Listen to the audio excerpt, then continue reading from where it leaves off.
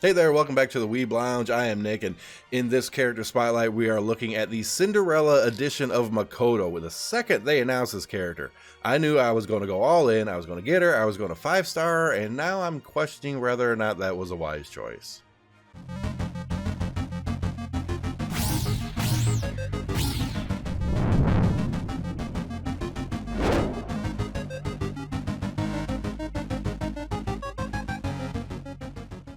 Yeah, when they announced her, it was like, Makoto.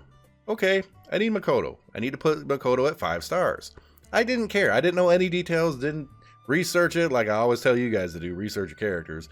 But it was Makoto. I wanted to get her, I wanted a 5-star, and yeah, I didn't know the skills, and I really wish I did. Let's go ahead and get into them. Give you a hint why.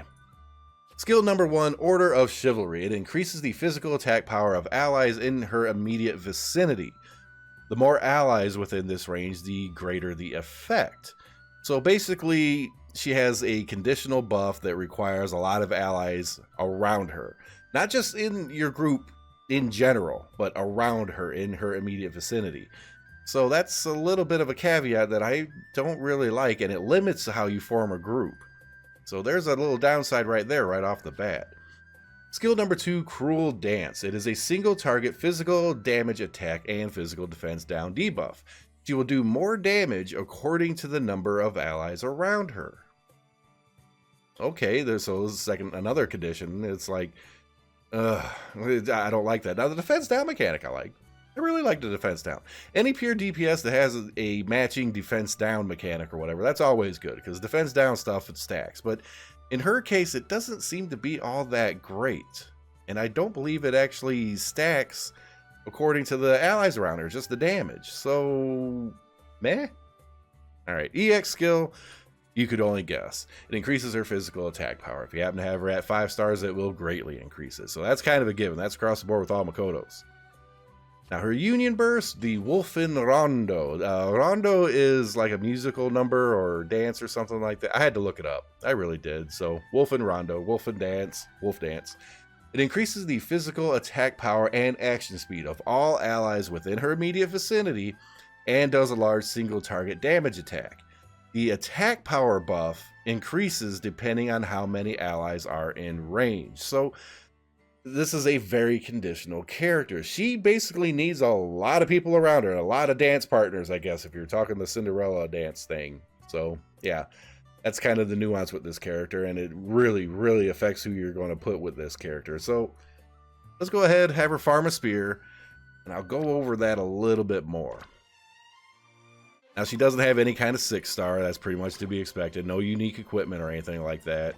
Thankfully, otherwise I would have spent even more memory fragments, because I would have got that and probably maxed it out right away. And then I'd be broke.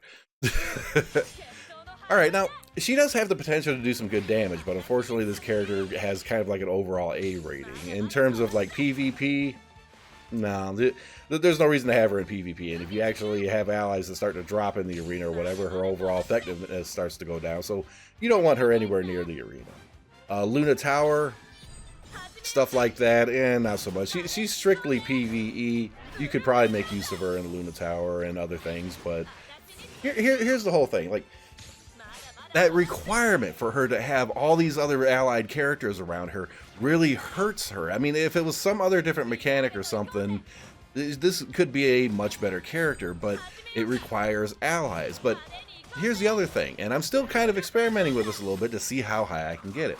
Like, one of the characters that you really want to pair with her would be the Christmas version of Chica. Now, Chica's Union Burst summons those 3 little fairies that float around. They move up front, they float around, blah, blah, blah.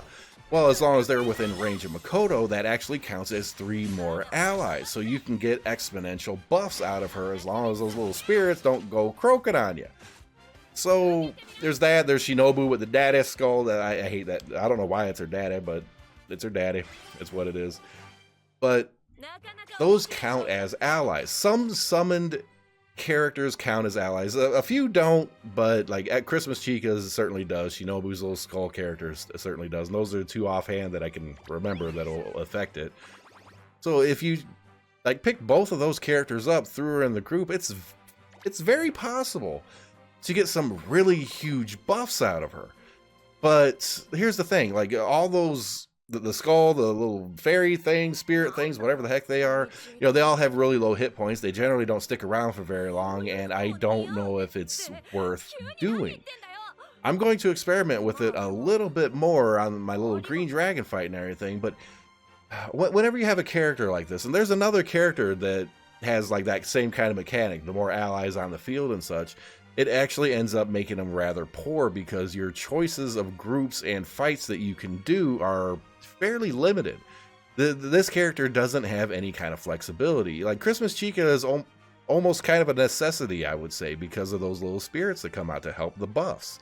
And if you try to spread out too much, you know, Chica stands in the back. She's not going to help Makoto get the buffs other than the Union Burst, and then those things come flying out, and then maybe or maybe not she gets off some buffs or Union Bursts before they croak, and maybe or maybe not you get the bonus. See what I'm trying to get at? Too much conditional, too much randomness, and it's not really something that you have complete and utter control over.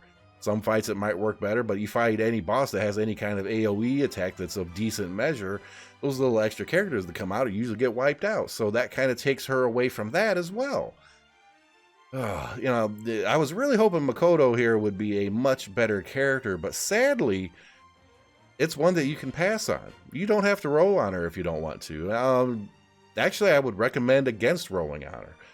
I really, really hoped it was better, and the only real super benefit I can see with her is, you know, you get her, you bond rank her up, and those stats, of course, across all the same type of characters actually add up for each character. So if I get Cinderella, Makoto, bond rank her up to max or whatever, any stats that she would gain from that are also affect regular Makoto and the summer Makoto version. So there's that. You can look at it that way.